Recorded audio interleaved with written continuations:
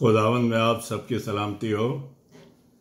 बावजूद इसके कि सारी दुनिया में दुआएं हो रही हैं, लेकिन 9-10 महीने से ये महामारी काबू में नहीं आ रही, क्योंकि एक तो ये प्रेडिक्शन के मुताबिक हो रहा है, दूसरा इंसान अपने गुनाहों की वजह से ये मुसीबत अपने ऊपर ले रहा है। जैसे नूह के ज़माने में गुनाह के अंदर बुत परस्ती में डूबे हुए थे और वो सैलाब आया और सारी दुनिया उस ज़माने की गर्क हो गई। और इसी तरह से सदूम और अमूरा के अंदर भी उनके ऊपर आग और गंधक की बारिश हुई, क्योंकि गुनाह वहाँ काफ़ी बढ़ चुका था। लिहाजा आज के दौर के अंदर भी गुनाह की वजह से ये लानती मुसीबत इंसान की ज़िंदगी में पड़ी है। ज़रूरी है कि इंसान तौबा करके खुदा की सल्तनत को कबूल कर ले, यानी उसकी बादशाहत को मान ले। यहाँ पर जो आज हम कलाम देखने जा रहे हैं, खुदा अपनी कौम को यिर्मयाह नबी की मार्फत हिदायत दे रहा है। आए ज़मीन ज़मीन ज़मीन, खुदावन का कलाम सुन। यिर्मयाह नबी की किताब उसके 22वें बाब की 29वीं आयत है। वैसे अगर आप पढ़ना चाहें तो यिर्मयाह 22:13 से 30 तक आप पढ़ सकते हैं, जहाँ पर कौम इज़राइल को खुदा जो है यिर्मयाह नबी की मार्फत हिदायत दे रहा है, उन्हें सुधरने की बातें कह रहा है कि सुधर जाओ और खुदा के कलाम की तरफ तवज्जो ले जाओ। 2 दफ़ा या 3 दफ़ा कहना एक जोर देना है, ज़मीन ज़मीन ज़मीन, आए यरूशलेम आए यरूशलेम, आए मरथा आए मरथा।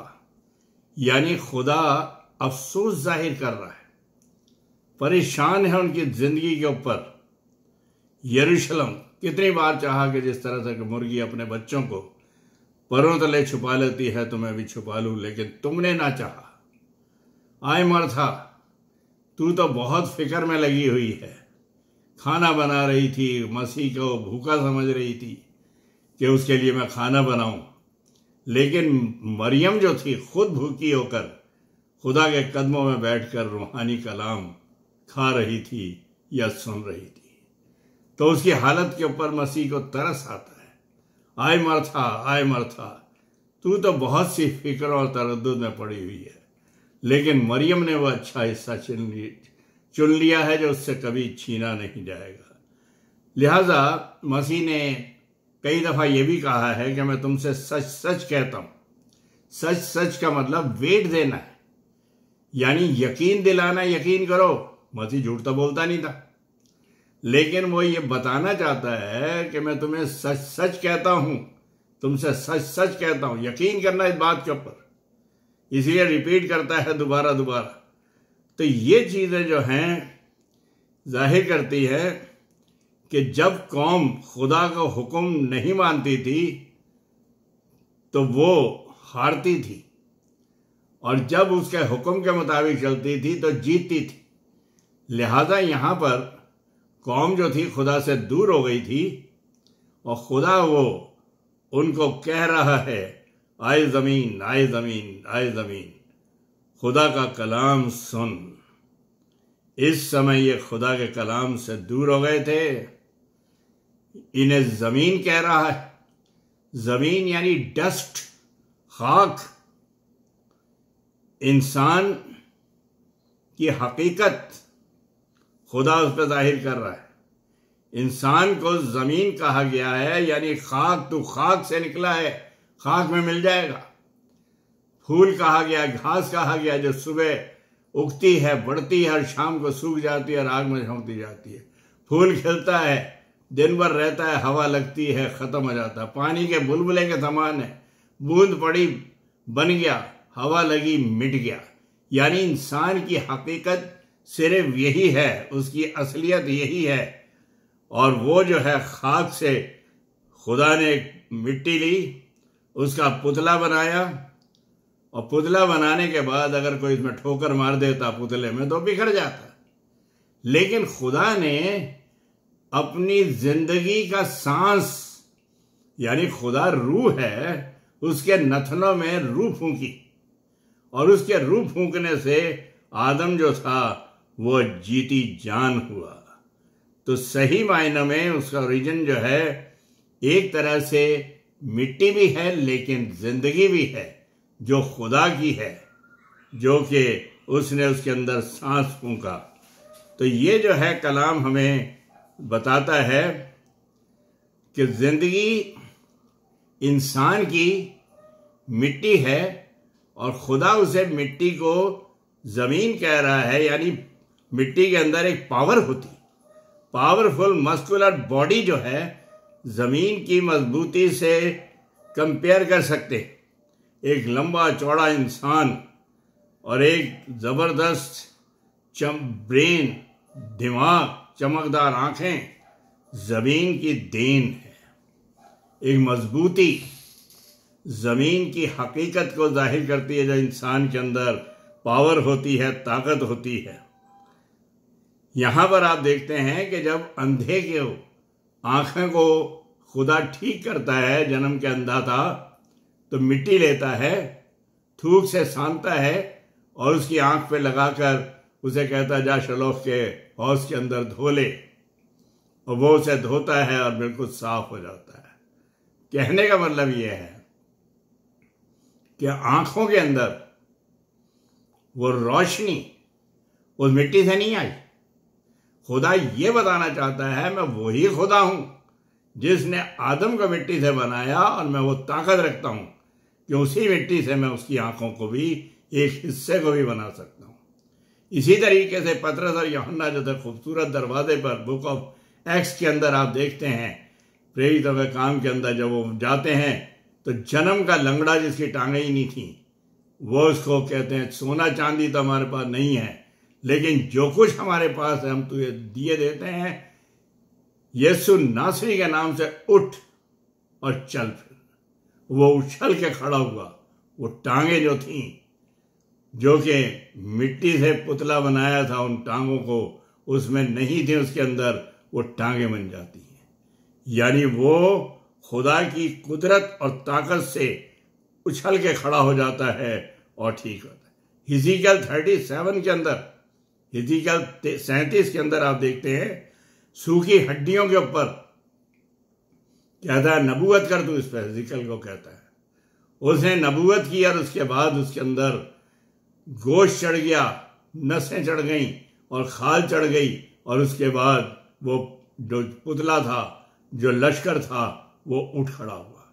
यानी खुदा उस जमीन की उन हड्डियों को जो कि खाक थी, मिट्टी बन जाती कुछ अरसे के बाद, उठा खड़ा करता है।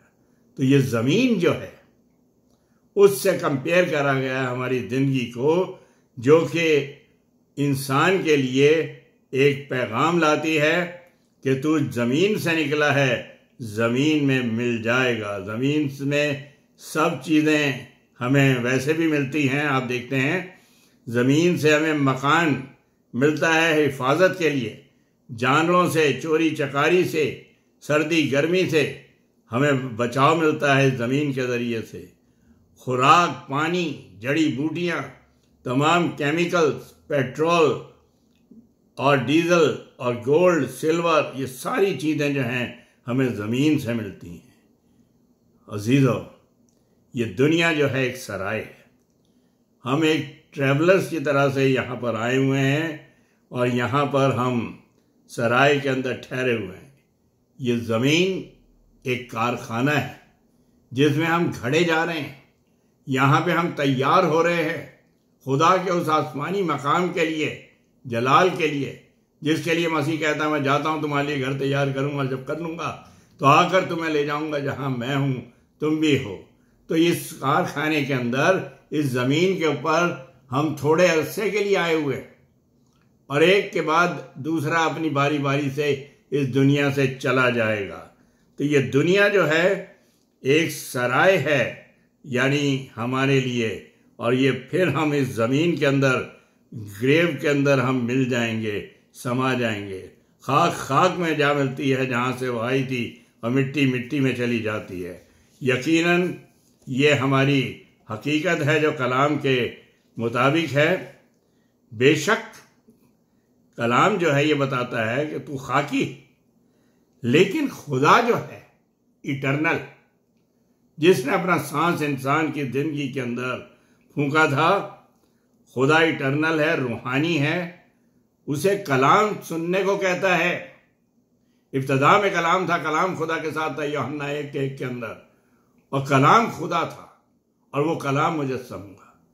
यानी जब कलाम को सुनने को कहता है, यानी खुदा से बात कर, खुदा की सुन। ये कलाम के अंदर जो है ये चीज़ें जो हैं हमें बताई जा रही हैं। खुदा ये हकीकत हमें समझा रहा है। मटेरियल दुनियावी चीज़ों पर ध्यान देते हैं, खुदा जानता है। खुदा हमारी जिंदगी के बारे में अच्छी तरह जानता है।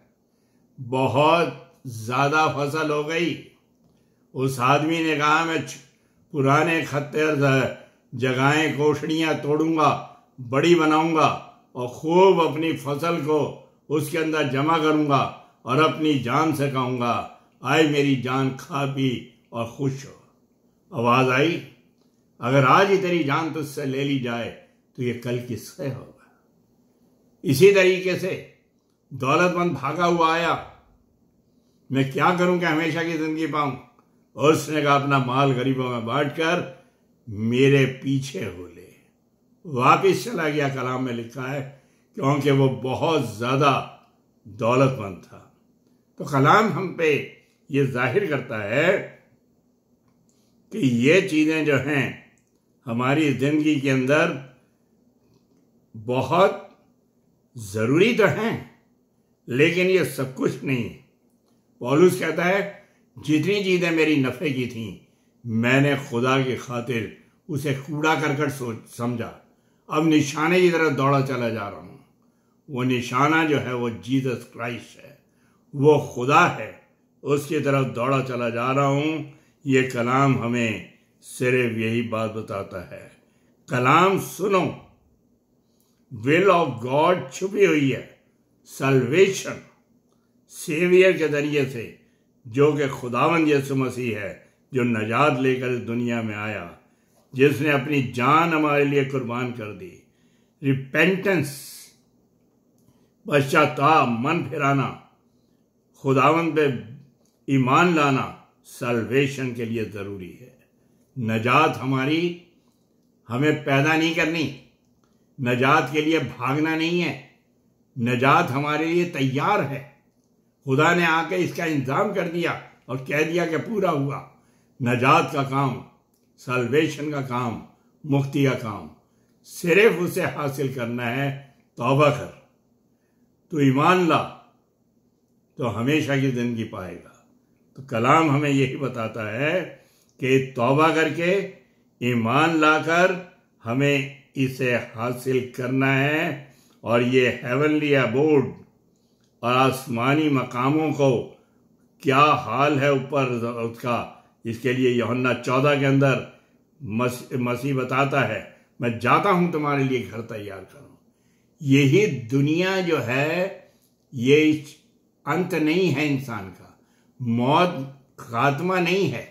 इस जिंदगी के बाद एक और जिंदगी है जो रूहानी जिंदगी है और आसमानी जिंदगी है, जिसे खुदा लेकर आया और उसके लिए कहता मैं जाता हूं तुम्हारे लिए घर तैयार करूं। जब कर लूंगा तो आकर तुम्हें ले जाऊंगा ताकि जहां मैं हूं तुम भी हो। यकीनन ये कलाम हमें इस तरफ ध्यान दिलाता है और खुदा कहता है इस कलाम को सुन। कलाम सुनना है। All mighty power of God जाहिर होती है। साइनाई का पहाड़, जब मूसा पहाड़ के ऊपर था तो सारा पहाड़ हिल गया क्योंकि खुदा वहां पे आया हुआ था। सारी इजराइल कौम चारों तरफ थी, कांप रही थी। वो पहाड़ हिल गया। खुदा की ताकत, कलाम खुदा है और खुदा था। मसीह मरा, दफन हुआ, जी उठा। कलाम पापियों के लिए है, वो पापियों से प्यार करता है, पापियों के लिए कुर्बान हो गया। पापियों को मारने नहीं बल्कि पापियों को जलाने और बचाने के लिए वो इस दुनिया के अंदर आया, जो कि मोहब्बत के ऊपर ये कलाम ठहरा हुआ है। इस कलाम को सुन, जो प्यार से भरा हुआ है, जो जिंदगी से भरा हुआ है, जो भाईचारे की भावना से भरा हुआ है, जो एक दूसरे को संभालने के लिए भरा हुआ है। प्यार को मसीह को इस्तेमाल भी करता है। हमें अजीजों इस कलाम को सुनना है ताकि हमें नॉलेज, वो ज्ञान मिल सके। पवित्र आत्मा तुम्हें सिखाएगा, वो तुम्हें बताएगा, वो ज्ञान देगा। मर्सी, दया, सल्वेशन, नजात और इटर्नल लाइफ देता है। ये कलाम को सुन। आए ज़मीन, दुनियावी चीज़ों में मत लगे रहो, दुनियावी फिक्र तरद्दुद में मत लगे रहो। हमें खुदा से हासिल करना, अपनी फिक्रें खुदावंद में डाल दो, वही उन्हें पूरा करेगा। ये कलाम हमें बताता है। काश खुदावंद हमें सही सलामती से रखे और अपने जलाल और खिदमत के लिए बहुत आयत से इस्तेमाल करे। आगे भी हम क्रिसमस सीजन में चल रहे हैं, मसीह की पेशन गोइयाँ आने की, और उसके बाद क्रिसमस के कलाम के ऊपर भी हम गौर करेंगे। आइए हम दुआ करें। कुदूस कुदूस कुदूस रब्बुल अफ़वाज, आसमान ज़मीन के खालिक व मालिक, तेरा तहे दिल से शुक्र करते हैं कि तूने एक बार फिर एक बड़े अरसे के बाद ये मौका दिया कि एक रिफाकत में इकट्ठे होकर तेरा शुक्रिया अदा करें। जितने भी दुनिया के लोग हैं उन्हें सबको संभाल, इस मोहलिक मर्ज से नजात दे दे, ताकि हम दुनिया की चीज़ों की तरफ ध्यान न दें बल्कि कलाम से जुड़ जाए और हमेशा की जिंदगी के वारिस हो सके। तेरे ही मुबारक, जिंदा और जलाली नाम में ये मांगते हैं, आमीन। God bless you. जय मसीह।